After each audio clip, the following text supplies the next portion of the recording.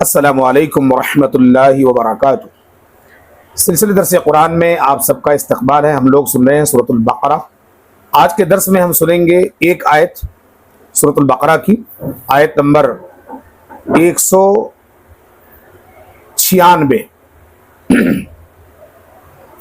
اعوذ باللہ من الشیطان الرجیم، بسم اللہ الرحمن الرحیم۔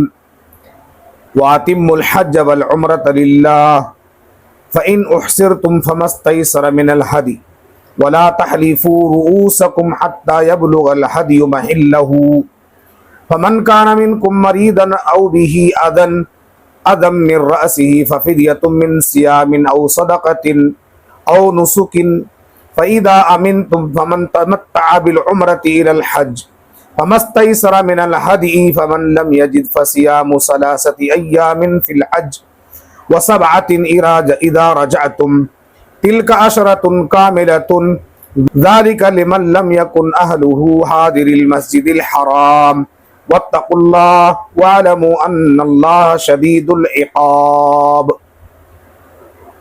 ہر قسم کی تعریف اللہ رب العالمین کے لیے، درود و سلام اللہ کے رسول صلی اللہ علیہ وسلم پر۔ اللہ رب العزت ارشاد فرما رہا ہے، اور حج اور عمرہ اللہ کے لیے پورا کرو۔ اگر تم روک دیے جاؤ تو قربانی کا جانور میسر ہو اسے ذبح کرو، اور اپنے سر اس وقت تک نہ مڑاؤ جب تک قربانی کا جانور اپنی جگہ پر نہ پہنچ جائے۔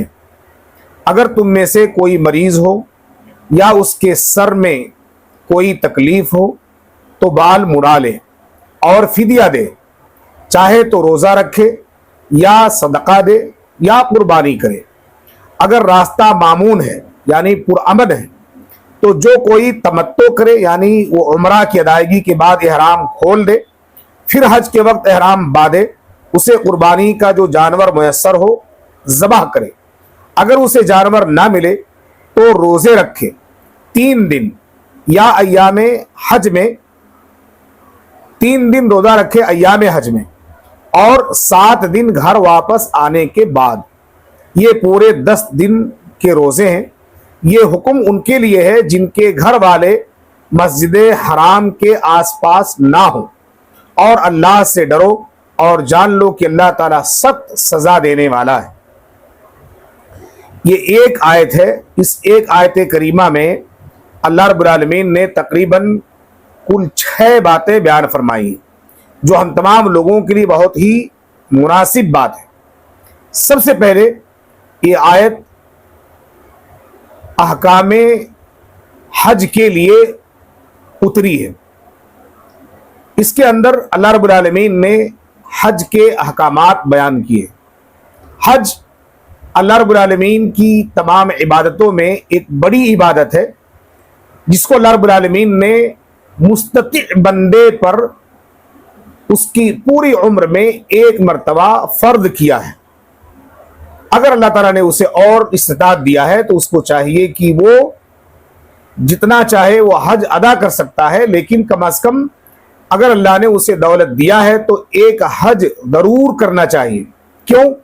اس لیے کہ اللہ کے نبی صلی اللہ علیہ وسلم نے فرمایا کہ جو شخص مستطیع ہونے کے باوجود اگر وہ اللہ رب العالمین کے گھر بیت اللہ کا طواف کیے بغیر، یعنی حج کے ارکان ادا کیے بغیر مر جائے تو وہ یہود و نصارہ بن کر کے مرے گا، یعنی کفر کی حالت میں اسے موت آئے گی۔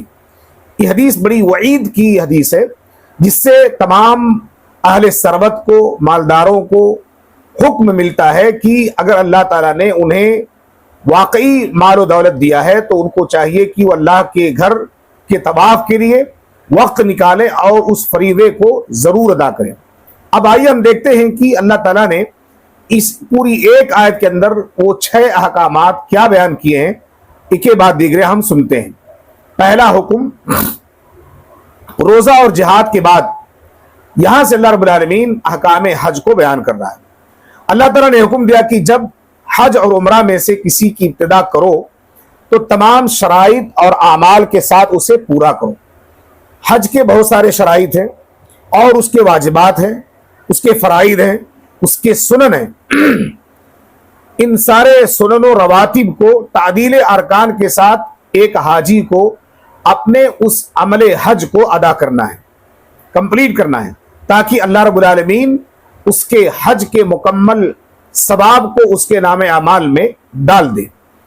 اور اللہ اس کے لیے کہا ہے کہ مشرکین مکہ حج اور عمرہ کے بعض اعمال کے ذریعہ اپنے بتوں کا تقرب حاصل کرتے تھے، اس لیے اللہ تعالیٰ نے مسلمانوں سے کہا کہ حج اور عمرہ کے تمام اعمال صرف اللہ کے لیے ہونے چاہیے، اللہ رب العالمین کے کسی مخلوق کے لیے نہیں ہونے چاہیے۔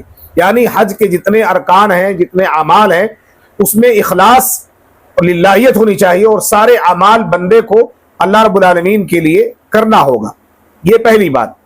دوسری بات، اگر حج یا عمرہ کی راہ میں کوئی مانع پیش آئے، کوئی رکاوٹ پیش آئے، تو ایسی صورت میں ایک معتمر کو، ایک حاجی کو کیا کرنا چاہیے، اس کے بارے میں کئی ساری باتیں بیان کی گئی ہیں۔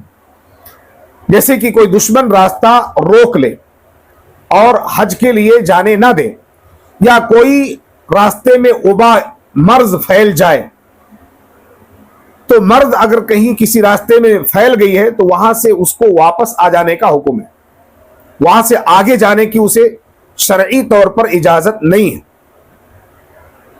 یا حاجی راستہ بھٹک جائے، اب راستہ بھٹک جائے تو اس کا پورا ٹائم، پہلے زمانے میں تو لوگ پیدل سواری کرتے تھے، راستوں کا علم نہیں ہوتا تھا، ایسے ہی چل پڑتے تھے ایک رخ لے کر کے، نہ تو ان کے پاس جو ہے کوئی میپ ہوتا تھا، نہ ہی تو کوئی کیلکولیشن ہوتا تھا، نہ ہی تو کوئی اس زمانے میں گوگل تھا کہ وہ راستہ بتلا دے۔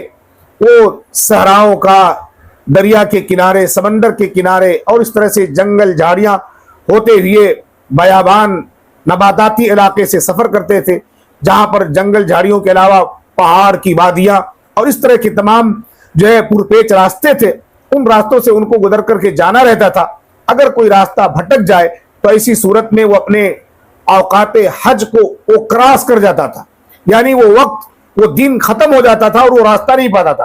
ایسی صورت میں بھٹکے ہوئے لوگوں پر وہ آدمی حج سے محروم ہو جاتا تھا اور وہ حج نہیں کر پاتا تھا۔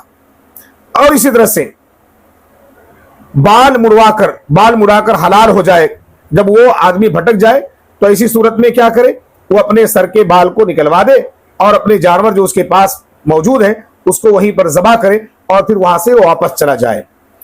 اس کے بعد میں جیسا کہ نبی کریم صلی اللہ علیہ وسلم نے ایک مرتبہ آپ کے ساتھ یہ واقعہ پیش آیا تھا کہ اللہ کے رسول جب عمرہ کرنے کی غرض سے آپ مکہ تشریف لا رہے تھے، راستے میں مکہ کے مشرکین نے روک لیا حدیبیہ کے مقام پر، اور اللہ کے نبی صلی اللہ علیہ وسلم سے کہا کہ آپ اس سال عمرہ نہیں کر سکتے، آپ واپس چلے جائیے۔ تو اللہ کے نبی صلی اللہ علیہ وسلم نے اپنے جانور کو ذبح کیا، اپنے سر کو مڑایا، اور وہیں سے اللہ کے نبی مدینہ واپس چلے گئے۔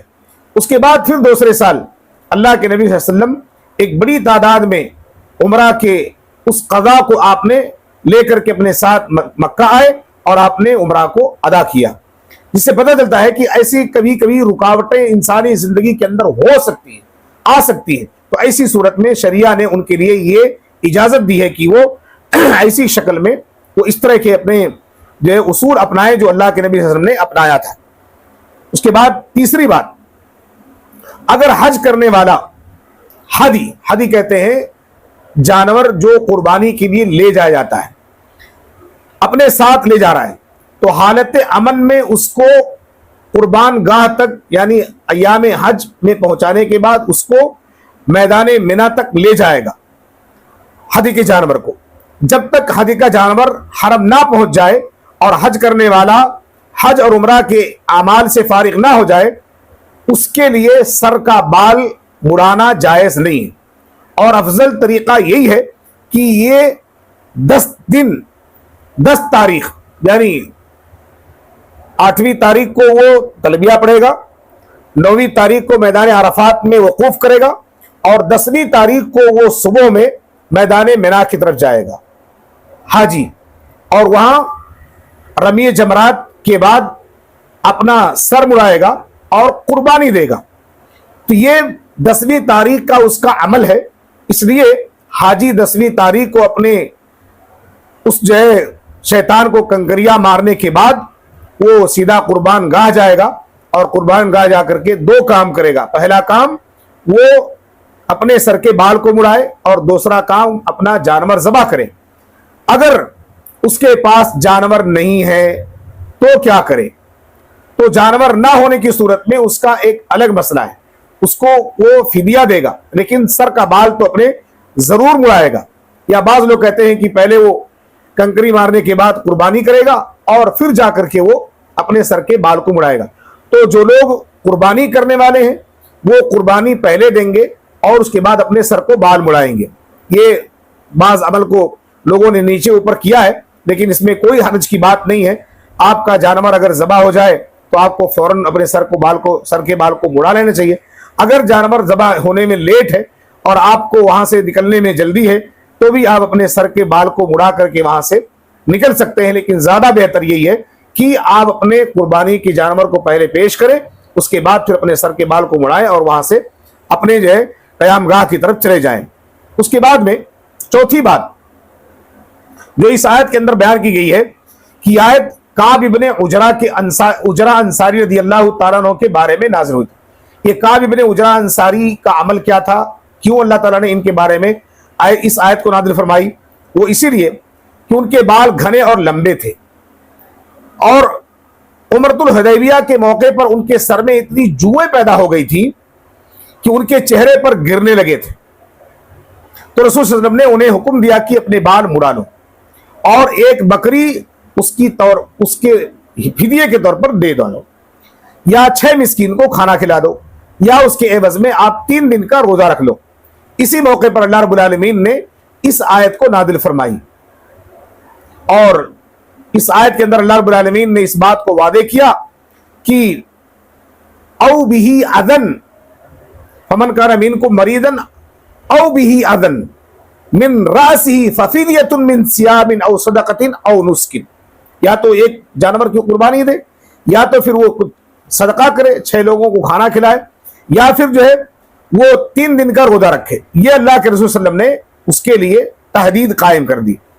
तो काब इब्ने उजरा रज़ियल्लाहु ताला अन्हु ने, जो अंसारी साहबी थे, उन्होंने इसी तरह से किया और आपने अपने सर के बाल मुड़ाने की एवज में एक जानवर की दम दे दी।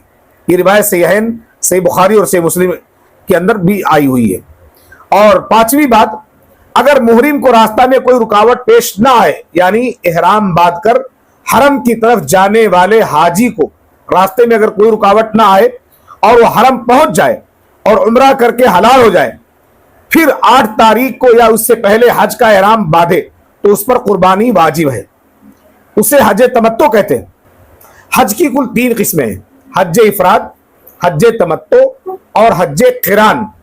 हज इफराद कहते हैं जिसमें आदमी सिर्फ हज की नीयत लेकर के जाए और वो घर से या मीकात से एहराम बांधेगा और जब तक वो अपना हज मुकम्मल नहीं कर लेगा वो अपने एहराम को नहीं खोलेगा। और हज तमत्तो जिसके अंदर आदमी पहले उम्रा करेगा और उम्रा करने के बाद अगर अभी 8 दिन 10 दिन पहले पहुंच गया और उम्रा कर लिया है तो वो अपने एहराम को खोल देगा और वो हज के शुरू होने के पहले दिन यानी 8वीं तारीख को वो आदमी एहराम बांध करके वहीं से तलबिया शुरू कर देगा और वो उसका जो एहराम होगा वो हज का एहराम होगा। और फिर वहां से दूसरे दिन वो मैदान में अरफात चला जाएगा। मैदान अरफात से वापस तीसरे दिन उसकी कुर्बानी होगी, उसका हलक या कसर होगा। इस तरह से अपने हज को कंप्लीट करेगा। तो ये जो हज तमत्तो है ये हज सबसे बेहतरीन है।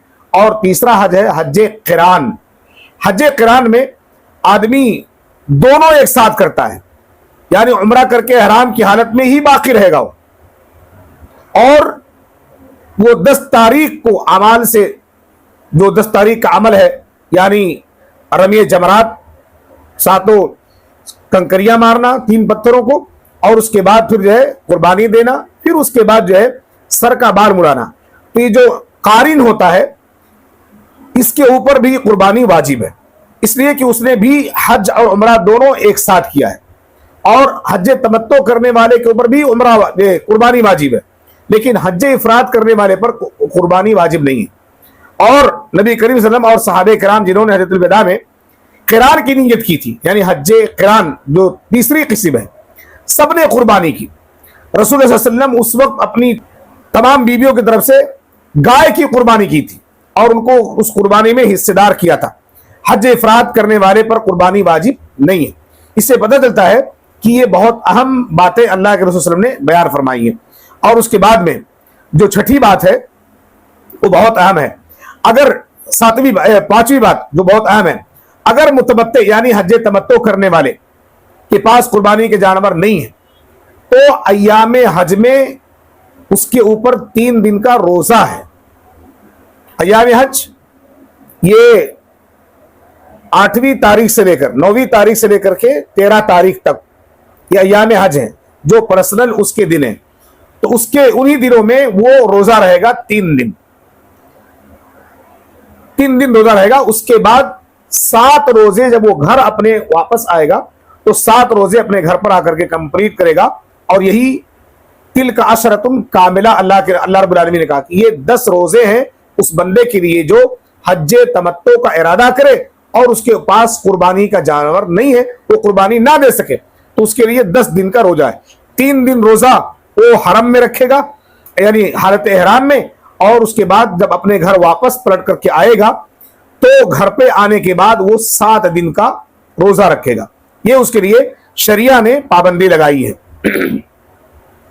اس کے بعد میں معلوم یہ ہوا کہ 3 دن روزہ کا جو معاملہ ہے یہ بہت ہی اہم ہے۔ بعض لوگ وہاں 3 دن چھوڑ دیتے ہیں اور کہتے ہیں کہ بھئی گھر پہ جا کر کے اطمینان سے 10 دن کا روزہ رکھ لوں گا۔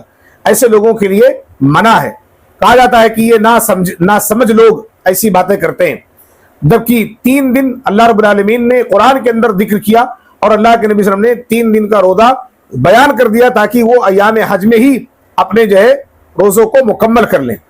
اور اسی طرح سے جو آج کے درس کی آخری بات ہے، تمتع یا قران کی قربانی ان حاجیوں پر واجب ہے جو اہل حرم میں سے نہ ہو، یعنی جو حجاج کرام دور دراز سے تشریف لے گئے ہیں، جو حدود حرم یعنی جو مکے کے باشندے ہیں، مکے کے رہنے والے، وہیں کے لوکل لوگ، مقامی لوگ، ان کے اوپر قربانی واجب نہیں ہے۔ جو حاجی حج تمتع کرنے کے لیے آیا ہے، جو حاجی قران کی نیت سے آیا ہے، اس کو چاہیے کہ وہ اپنے گھر سے یا تو جانور لے کے جائے یا تو وہیں پر جانور خرید کر کے اس کی قربانی دے، اور وہاں کے رہنے والوں کے لیے یہ قربانی جو ہے جائز نہیں ہے، واجب نہیں ہے۔ اور اسی طرح سے کیونکہ اہل حرم کے لیے تمتع حج تمتع نہیں ہے جو وہاں کے رہنے والے ہیں، کیونکہ وہاں کے لوگ جو ہے بار بار وہ عمرہ کرتے رہتے ہیں۔ جو لوگ دور دراز سے جاتے ہیں انہی کے لیے وہ پہلے عمرہ کر لیتے ہیں، اس کے بعد پھر وہ حج کرتے ہیں۔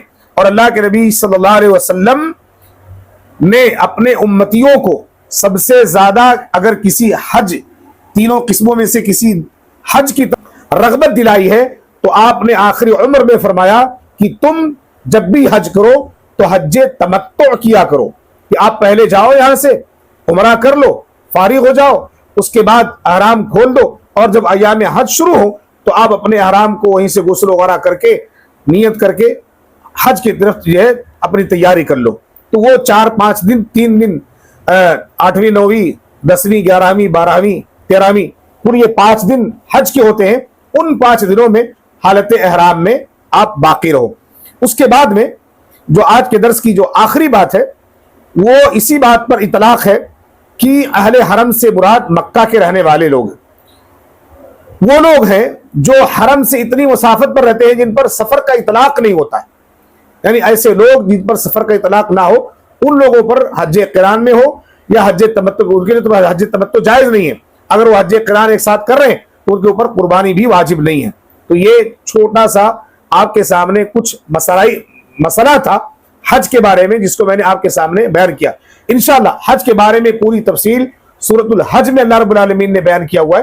میں انشاءاللہ وہاں پر پورے ارکان، پورے واجبات، پورے شروط اور پورے آداب حج کے جتنے بھی ہوتے ہیں پورا میں آپ کو جو ہے ڈیٹیل بیان کروں گا۔ یہ مختصر مسائل تھے جس کو میں نے آج آپ کے سامنے بیان کیے۔ رب العالمین سے دعا ہے اللہ تعالی ہم تمام لوگوں کو زیادہ سے زیادہ حج تمتع کرنے کی توفیق عطا فرمائے۔ جس میں آدمی اپنے گھر سے احرام باندھ کر کے نکلتا ہے اور میقات پر پہنچ کر کے تلبیہ پڑھنا شروع کر دیتا ہے، اور وہاں پہنچنے کے حرم میں پہنچنے کے بعد وہ پہلے عمرہ ادا کرتا ہے، عمرہ ادا کرنے کے بعد وہ طواف کر لیتا ہے، طواف قدوم کے بعد عمرہ ادا کرتا ہے، عمرہ ادا کرنے کے بعد وہ فارغ ہو جاتا ہے اور وہ اپنے احرام کو اتار دیتا ہے۔ پھر جتنے دن تک وہ باقی رہتا ہے حالت بغیر احرام کے رہتا ہے، پھر جیسے حج کے ایام شروع ہوتے ہیں ان دنوں میں جو ہے اپنے احرام کو باندھ کر کے اپنے حج کو کمپلیٹ کرتا ہے۔ اور ایک آخری بات بتا دیتا ہوں کہ حج کے جو ایام شروع ہوتے ہیں وہ شوال، ذوالقعدہ، ذوالحجہ، یہ 3 مہینے یعنی 2 مہینہ فل اور آخری مہینے کے 10ویں تاریخ تک یہ ایام حج ہوتے ہیں۔